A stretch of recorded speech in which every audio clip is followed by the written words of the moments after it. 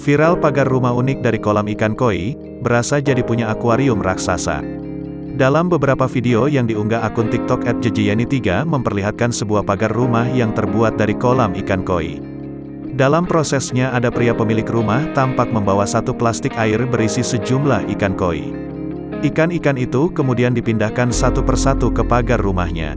Pagar rumah terbuat dari bahan batu dan kaca dengan memiliki ketinggian normal sekitar 150 cm. Namun, ada keunikan di balik pagar yang dilapisi batu minimalis tersebut, di mana terdapat sebuah kolam ikan di balik lapisan kaca bening. Pagar dengan lapisan kolam ikan koi ini, akhirnya menjadi primadona rumah tersebut.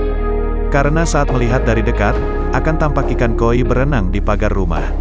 Apalagi ikan koi yang dimasukkan ke dalam kolam, ukurannya cukup besar.